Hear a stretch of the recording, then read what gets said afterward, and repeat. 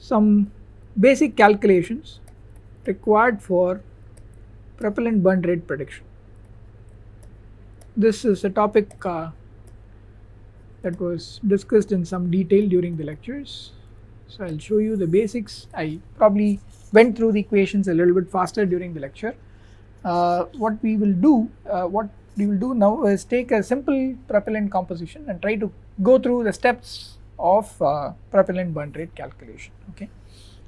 So the example I have chosen today is an ammonium perchlorate HTPB propellant.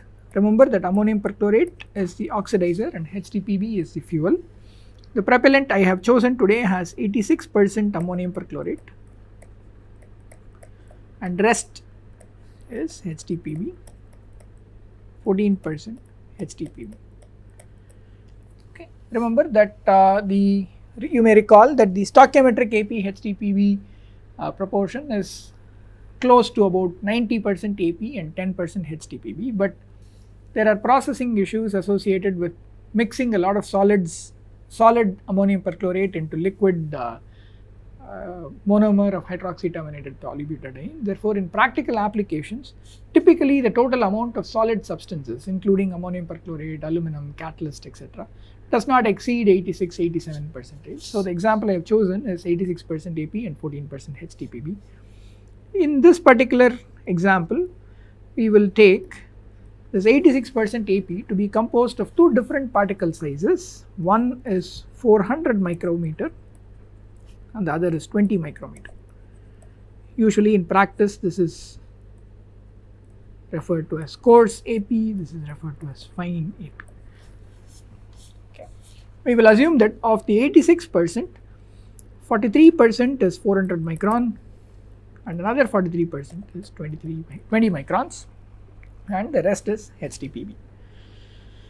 Some numbers that we will need for calculation is the density of AP, which is 1950 kilograms per meter cube, and density of HTPB is approximately 930 kilograms per meter cube. Okay. Let's start the calculation. Recall that the first step is to calculate binder thickness. The binder is HTPB and it is assumed to be coated over all AP particles 400 micron and 20 micron with uniform thickness. So the first step in the calculation of propellant burn rate is a calculation of binder thickness.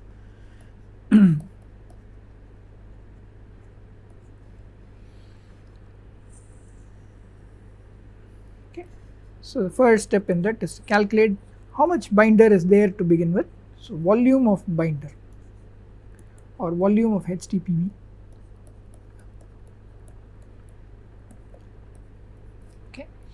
is okay. For simplicity, we will assume we have 1 kilogram of this propellant. Okay. So for this particular example, we will take 1 kg propellant.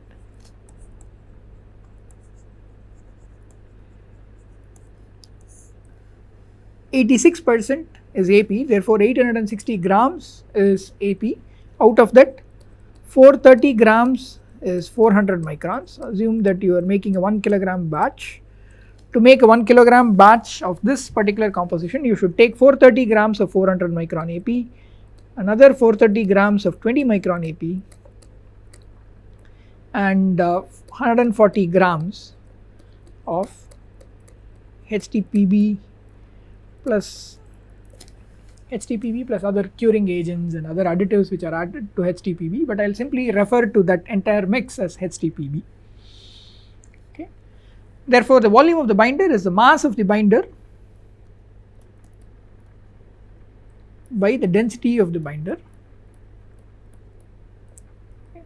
Let me refer to, just to avoid confusion, I will refer to both, I will refer to it as simply HTPB.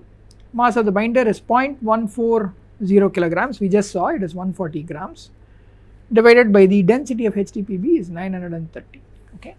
So this is the volume of the binder, and this volume is to be coated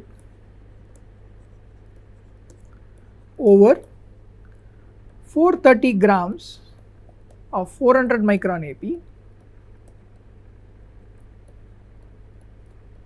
and 430 grams of 200 micron AP, I am sorry, 20 micron AP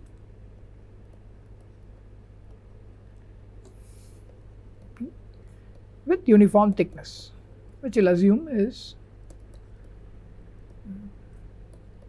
uniform thickness, which will denote as TB. Okay.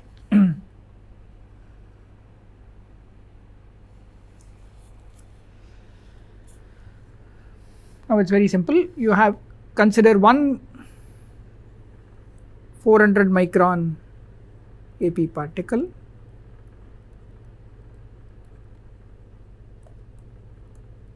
if one 400 micron AP particle is surrounded by or coated by binder, the thickness of the binder is TB, and therefore when you coat the 400 micron particle with thickness TB, the diameter will increase to 400 plus 2 times TB.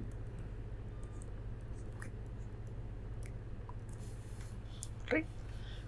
So the volume of this binder, this volume, I am referring to this coated volume, is, assuming the particles to be spherical, is pi by 6 400 plus 2 TB cube minus 400 cube. Okay, it is simply the volume of the AP plus the binder minus the volume of the AP is what is left, which is the binder. Okay, this is for one AP particle.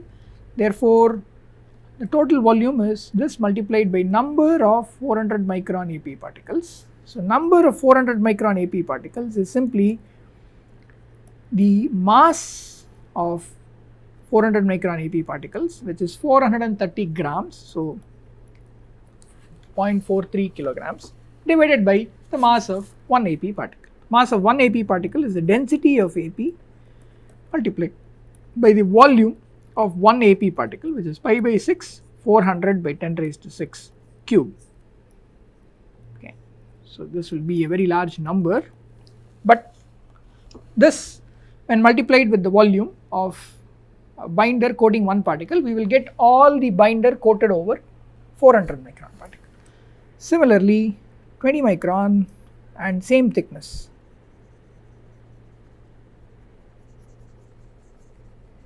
Okay, this is a 20 micron particle, 20 micron AP particle. So, this is 20, this diameter is 20, the whole diameter is 20 plus 2 TB micrometer. Okay.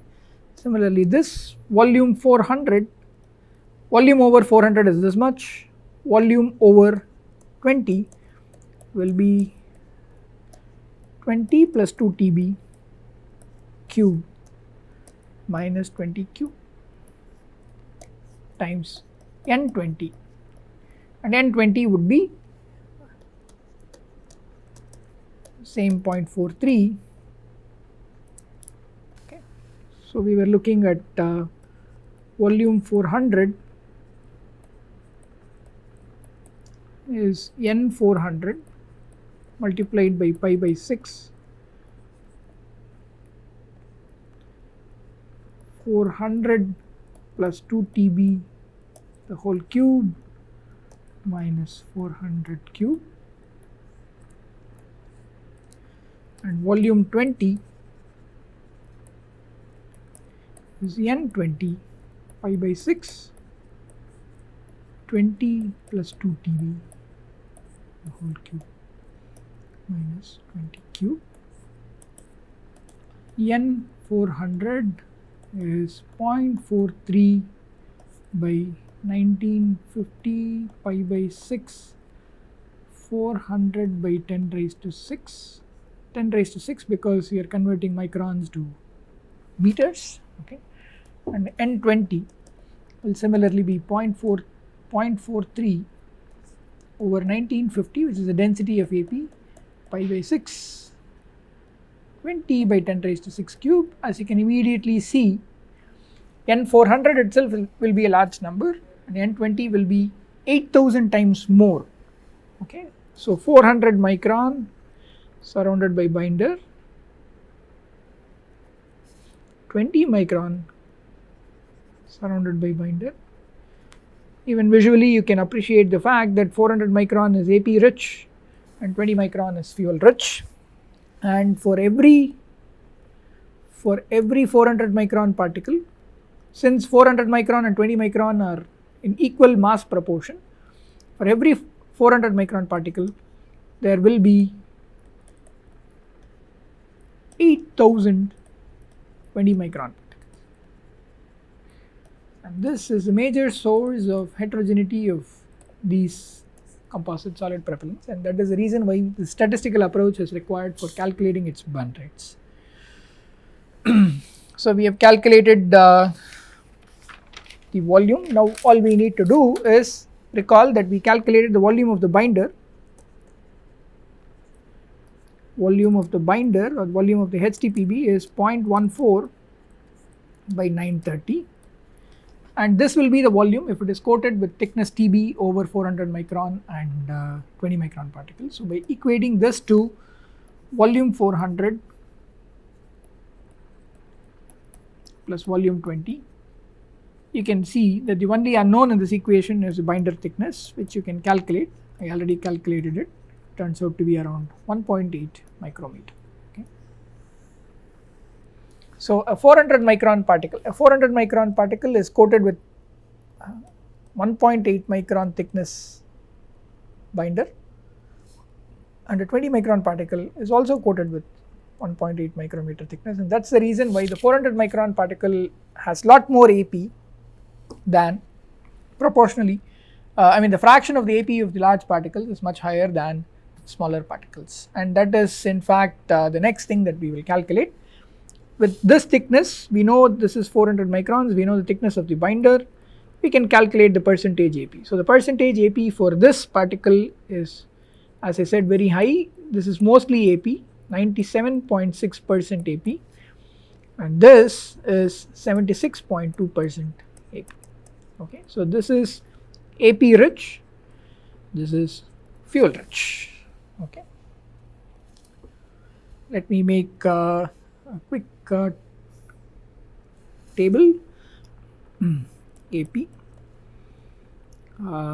percentage AP, let me call it diameter AP in micrometers, percentage AP, the corresponding adiabatic flame temperature, line average fraction and the burn rate. Okay, 400 micron, 20 micron, this percentage AP is 98.7, this is 76.2, TB, the binder thickness in micrometer, for both is 1.8. We are assuming that all particles are coated with the same thickness and therefore the binder thickness is the same. Recall that the overall percentage AP which we started with is 86. That is the average of these two numbers, mass weighted average of these two numbers. So the flame temperature calculated from NASA CEA is 1706 kelvins for the 400 micron particle and 1960 kelvins for the 20 micron particle. Okay. We will next move on to the problem of calculating the line average fraction. Remember that line average fraction is defined as Vi is 1 plus 2 TB by Di divided by sum Vi 1 plus 2 TB. Recall that line average fraction of a particle of size Di is the fraction of the length of the line occupied by that particle size, and it is proportional to the volume fraction of that particle. Therefore, L400 is simply, I have already calculated the volume fraction. Volume fraction is actually 0.43 divided by 1950. That is the volume of 430 grams of AP. So that is 0.02567. Okay. Okay. It is V, volume of the 400 micron particle, multiplied by 1 plus 2 times 1.8 by 400 divided by sum of both. So V 400 1 plus 2 times 1.8 by 400. Okay, this V 400 may be a little misleading. This is not the binder volume, this is the volume fraction of the AP particle. So I will explicitly write this as 0.43 divided by 1950. 0.43 divided by 1950 plus the 20 micron is also 0.43 divided by 1950 and 1 plus 2 times 1.8 by 20. This will be the fraction of the length of the line occupied by 400 micron particles. This number turns out to be 46 or 0.46 or 46%. Similarly, L20 is the rest of the line, it is 54%. Okay. So if you cut through this propellant a large number of random lines and calculate for each of the lines what fraction of the line is occupied by particles of size 400 micron and 20 micron and average it for a large number of lines, the statistical particle path will, if it has a length, if it is assumed to have unit length, 46% of that line will be occupied by 400 micron particles and 54% of that unit length will be occupied by 20 micron particles. 400 microns, 20 microns. Okay. So now we are ready to fill more entries into this table. Li for 400 microns is 0.46. This is 0.54. Okay. I will not go into the details of how to calculate R dot I. I have explained the theory behind it. The procedure is a little bit involved, and that is the reason why the equations have been coded into MATLAB, and the burn rate calculation is done in MATLAB. I already ran this code and got the burn rates for these particles. This is 4.75 millimeters per second, and this is 7.27 millimeters per second. A good reference to remember is this is at 20 atmospheres. A good reference to remember is that AP burns at 3.3 millimeters per second at 20 atmospheres. Adding a little bit of fuel increases the burn rate. Of course, this is the proportion of AP and fuel for the 20 micron particle is a lot more favorable because the flame temperature itself is much higher than the 400 micron AP particle, and proportionally the burn rate is also higher. So now we have everything that is required to calculate the burn rate of the propellant. Remember that this is the statistical particle path. The burn rate of the propellant is the length of this line divided by time it takes for the 400 micron particle to burn plus the time it takes for the 20 micron particle to burn. Okay, I will continue this in the next page.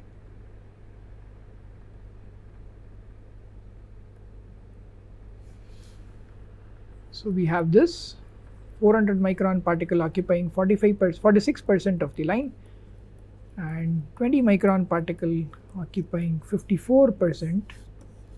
This is 54%, this is 46%. This burns at 4.775 mm per second, 75 mm per second. This burns at 7.27 mm per second. This is at 20 atmospheres. So pressure changes, these numbers will also change. The burn rate of the propellant is simply the burn rate of the propellant is simply the length of this line, which is taken to be 1, divided by time for the 400 micron to burn plus time for 20 micron to burn, which is equal to 1 by the time for 400 micron to burn is the length of 400 divided by r dot 400. Length by velocity is time, length of 20 by r dot 20. All the numbers we have already calculated. L is 0.46, L400 is 0.46 and it burns at 4.75, and L20 is 0.54 and it burns at 7.27, not 25 and therefore r dot prop at 20 atmospheres is 5.84 amperes. Okay. I'll just go over this quickly one more time. We start with calculation of binder thickness by equating the volume coated with the actual volume of the binder, and we found it to be 1.8, around 1.8 microns. From that we calculate,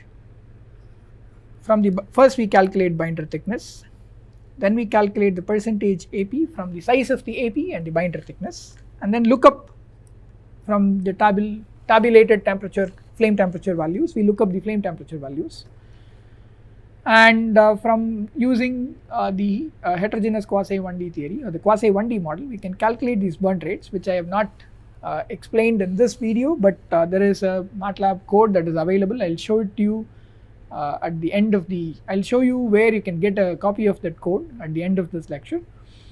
And one other information that is required for calculating the burn rate is how much of the statistical particle path, or what fraction of the statistical particle path is occupied by particles of different sizes. In the simple example that we have considered, we found that the 400 micron particle occupies 46% of the line and 20 micron occupies 54% of the line. Okay. With all this information, we could calculate the burn rate of the propellant to be simply length divided by time, and length divided by the time is length of individual particles divided by the burn rate of individual particles. That is this. And when we plug in the numbers, we get the burn rates of the propellant. Okay, so that brings us to the end of this video. Before I close, I just want to show you where you can get a copy of this code. Okay. You can get a copy of this code from my homepage, which is home.iitm.ac.in/Varun S. Here you will see this particular file called HEQU1D, we call it HEQUAD, MATLAB implementation on web. So this will give you a compressed file which contains the basic version of the code. You can download, and to run the code all you need to do, unfortunately I do not have activated MATLAB. MATLAB is not activated in this computer, so I cannot show you this example, run this example, but all you need to do is you open the script burn rate scd.m, and then if you run, it will ask for some inputs, and ask for some inputs in the sense that the particle size distribution, composition and other information are already included with this folder in the form of input files. It will ask for whether you want to run the cases for propellants from Miller 1982 or Friedrich 1988 or some of the recent publications. You can run the code and check for yourselves how it works. Feel free to look at the source code, and you will understand, you can better understand the procedure for calculating binder thickness, oxidation to fuel ratio, and more importantly the burn rate of individual particles. Okay. Of course you will need MATLAB to run this. Okay. So with this I would like to conclude this problem solving session. Thank you.